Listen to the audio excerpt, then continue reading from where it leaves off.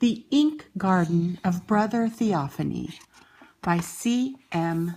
Millen.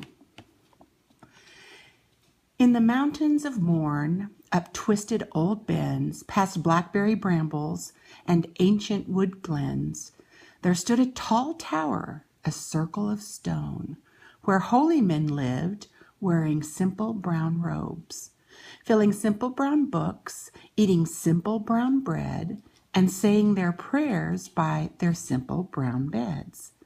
They all looked alike, they all seemed the same, except for the brother they called Theophany. Every morning they went, after saying their prayers, after eating their bread, to the top of the stairs.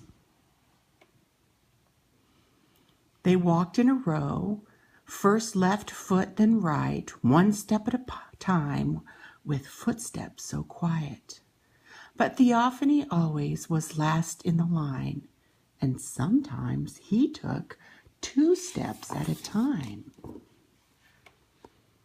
Then each at his desk they bowed their brown heads to quietly copy wise words they had read on simple brown parchment with simple brown quills, dipping simple brown ink from hollowed out wells. But Theophany paused to reach in his robe and take out some crumbs he had saved from his loaf.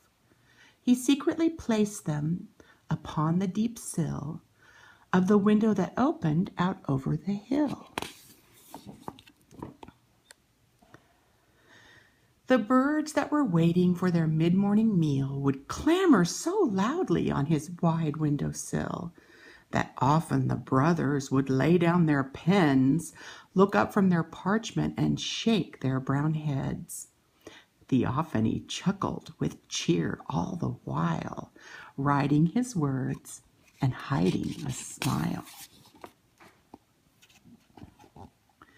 Theophany worked at his simple brown desk, writing simple brown writing like all of the rest. But Theophany just couldn't help but to observe outside of his window the flight of a bird, or the green of the trees on a hill far away, or the sun shining brightly on the top of his page. And then he would stop with his copying chore to write all about of the beauty outdoors. How lovely it is today! The sunlight flickers and breaks on the margin of my lined book, while a wall of woodland overlooks a blackbird singing from the willow, a bird, a branch, a mass of yellow. Watching him closely with a critical eye was the eldest of brothers, the teacher of scribes. Theophany, brother, unfortunately you don't seem to be doing the work we must do. It seems you must have a new task to fulfill. You will make the brown ink that we use in our wells. Theophany solemnly slid from his chair, laid down his pen, and skipped down the stairs.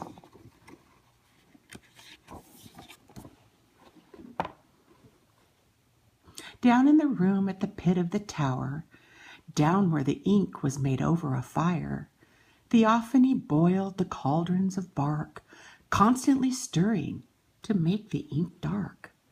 Sweating and sleepy, thirsty and tired, Theophany toiled all night at the pyre.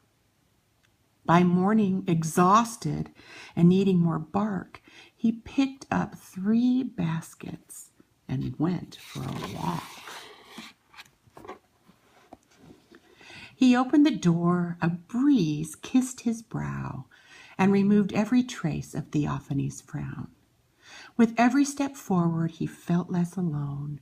Each scent and each sound seemed to welcome him home.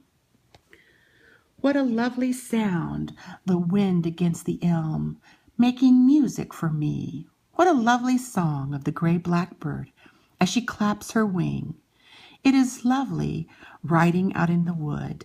It is a humble, hidden house for good.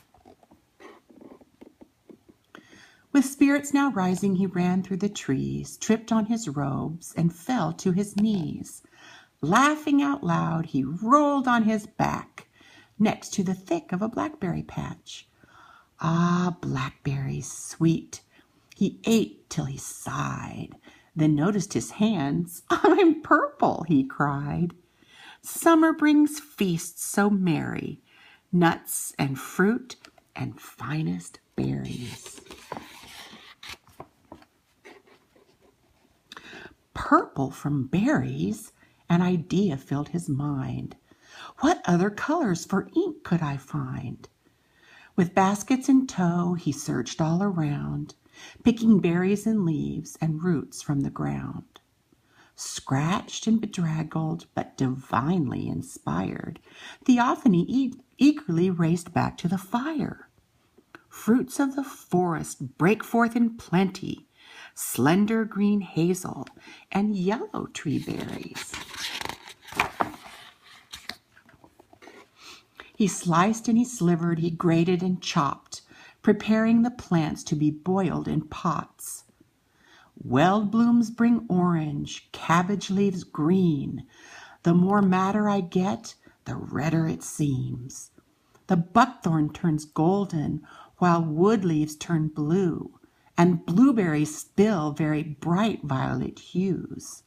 And from the wee crocus such a strong yellow shade, Theophany smiled at the rainbow he'd made. Lovely the cloak of colors my Lord has thrown upon the hill, and great is the true one who dyed them and brings them to us still.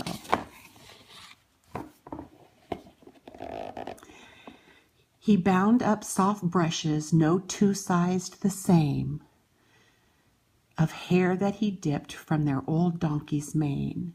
Then at the long table where he sat down to write, Theophany dabbled all through the night.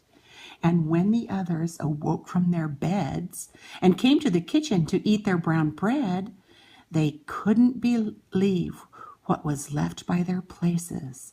Theophany's writing illuminated.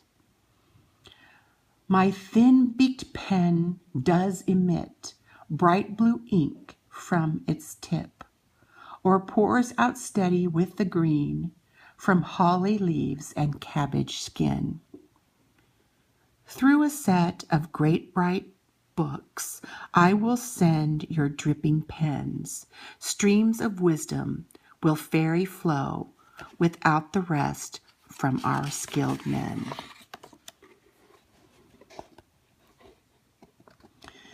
In the mountains of morn, up twisted old bends, past blackberry brambles and ancient wood glens, there stood a tall tower, a circle of stone, where lived holy men in simple brown robes, who no longer wrote their simple brown words on simple brown pages in a simple brown world. Heavenly hues now covered their pages and filled their bright books with colorful phrases.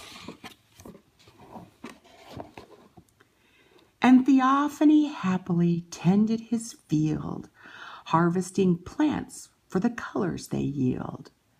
But the best yields of all, for Theophany's part, were the peace in his mind and the joy in his heart. No great house is finer than my home within the wood. I give thanks for all that God has given for our good. The end.